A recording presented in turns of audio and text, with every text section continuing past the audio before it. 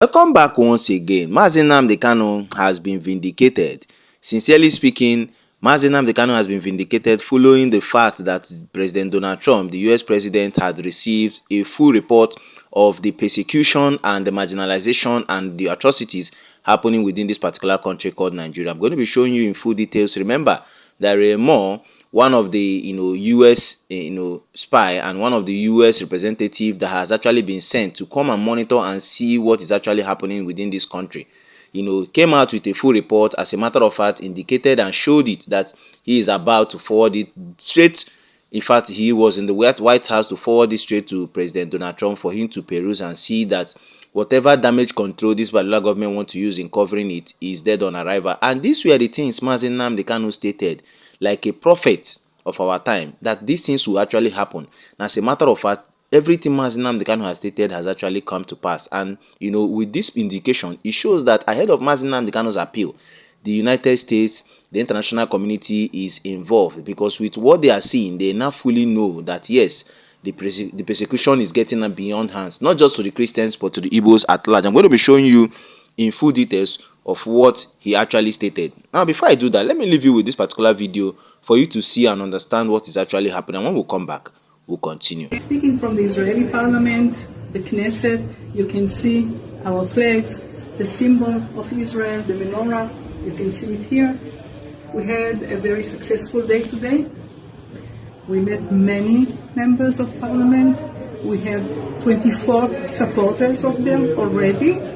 And the biggest news is that next week we are going to have a special official meeting in front of all the 120 members of the Knesset, of the parliament, all about Biafra. And I'm very happy about it. And who knows what next week will lead us to. So I'm very soon going home, happy, tired, but very satisfied. You can see, I want to show you how the parliament is working. Wait.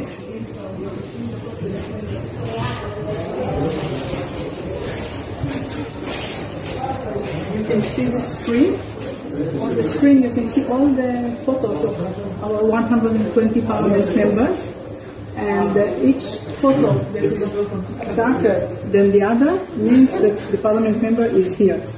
This minute they are voting for they want to vote to recruit all the Orthodox, ultra-Orthodox to join the IDF. So they are coming and going and coming and going. That's why we are spending most of the day coming and going and running after them. But thank God we succeeded. Next week we are going to have a special discussion at the parliament. Two of the parliament members are going to lead it for us, and I'm very happy about it. And all will be Biafra. Welcome back once again. I believe you've heard clearly what they have actually stated. This is, the video you just watched is the Raphael Musu, one of the Biafra representatives in Israel. She has actually narrated that 24 members of the Israel parliament has endorsed Biafra. That is a big win for Nnamdi Kanu, and in anticipation that by next week, more is to come, and all these are actually working in favor of Nnamdi Kanu. Now, as if that is not enough, have you wondered, or have you asked the reason why international community are more getting involved with what has to do with Nnamdi Kanu's rescue and actually what Nnamdi Kanu perspective is? That is now to tell you that the international community is working hand in glove in making sure Nnamdi Kanu appears victorious.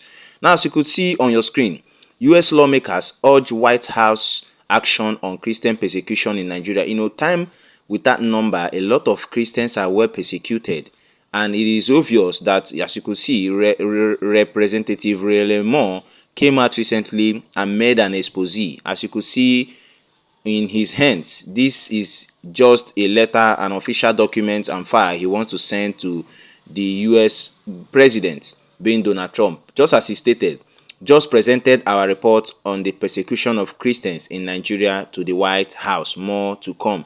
A lot of persons are inquisitive and curious of knowing what are the content of this report. I'm going to be showing you briefly all the the points at which Moore stated. Remember that have you asked yourself that even in as much as Justice James Omotosho sentenced Mazi Nnamdi Kanu under a repeal law to Sokoto prison.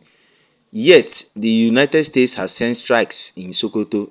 Why have they not sent strike other places? Because they want to probably reduce the menace, the bandits and other things persecuting that area, because Mazi Nnamdi Kanu is there. In furtherance, they know fully well that Mazi Nnamdi Kanu is there, and by all means, he needs to be protected. That is more reason why they are trying to destabilize these bandits and the rest, irrespective of everything. Now, in full details of that particular document sent to President Donald Trump through Moore, findings and his reports, as you could see on your screen, ending the persecution of Christians in Nigeria. Under the findings, after decades of persecution, Nigeria is the deadliest place in the world to be a Christian.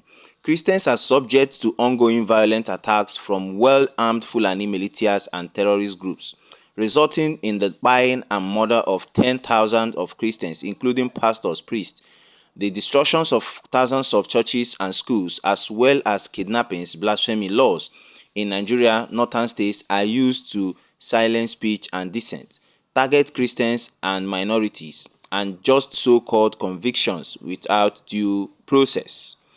President Donald Trump's bold action and attention from Congress has created a once-in-a-generation opportunity for real change to address this 2 decades-long crisis. Although the government of Nigeria is a key partner for the United States, such government must demonstrate the political will, including by allocating their own financial resources to immediately reduce and then eliminate the violence. The United States and Nigeria should take this moment to reduce a new strategic partnership to make America and Nigeria safer, stronger, and more prosperous. They went further in recommendation. Look at their recommendation. 1. Strike a bilateral agreement between the United States and the government of Nigeria to protect the vulnerable Christian communities from violent persecution, eliminate jihadist terror activities in the region, further economic cooperation, and counter adversaries in the region, including the Chinese Communist Party and Christian Federation. Such an agreement should include, commitments by the government of Nigeria to co-fund donor support. So, secondly, support and respond to early warnings, remove Fulani militia from consecrated productive farmlands, and enable the voluntary return of displaced communities to their homes. In furtherance, they also went further in communicating that continue and expand security cooperations, developing a demobilized disbandment and reintegration program to address illicit weapons and support safer communities while allowing farmers to engage in the legitimate self-defense, supporting the new Ministry of Livestock, enhancing the recruitment, technical capabilities, and implement a comprehensive counter-terrorism operation, counter-react the hostile foreign exploitation of Chinese illegal mining operations, implement the National Security Department of State, invoke and publicly announce the CPC presidential directives to name and shame perpetrators of violence, implement sanctions on groups and individuals, continue visa restrictions for perpetrators including involved in Christian violence and violations of religious freedom, demand the repeal of Sharia codes and criminal anti-blasphemy laws, review and use points of leverage, ensure adequate staffing of diplomatic posts in Nigeria, improve the foreign military sales process, require a national intelligence estimate being the NIE, and last but not the least, enlist the support of international partners including France, Hungary, and the United Kingdom. This is exactly what Moore and document President Donald Trump has received. Now, this is a vindication for Mazi Nnamdi Kanu, because Mazi Nnamdi Kanu has stated time without number that the persecution is getting beyond us, not just to the Christians, but to the Igbos. For crying out loud, the Igbos have faced serious marginalization within and outside this particular country. Now, for you to see that these people will not want to do the bidding and the recommendations of this Moore and the US, coming in to make sure they, disband these bandits that are actually attacking this particular country. Now, the shocking thing is, remember, it has often been stated that this particular country, have bedded and helped these Fulani bandits. As you could see on your screen, It shocked the whole world. As you could see on your screen, the Benue State government is seeking approval from the federal government to establish a disarmament, demobilization, and reintegration center for repentant local bandits in the state. It shocked the whole world to even hear this, in as much as the international community has received documents showing that these people are the perpetrators of this persecution Christians are facing, that the Benue State government has requested the approval from federal government to establish a place, like a place where these repented bandits will be gathered together, rehabilitate them, and probably counsel them to get back to the society.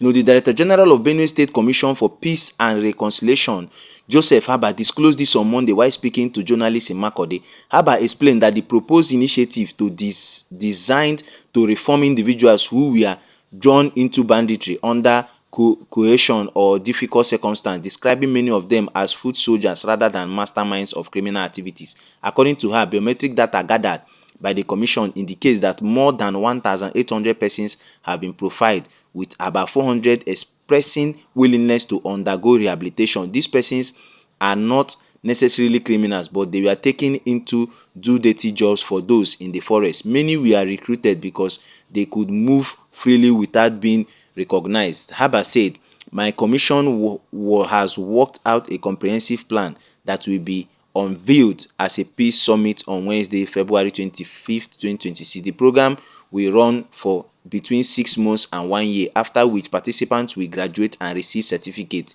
he stated.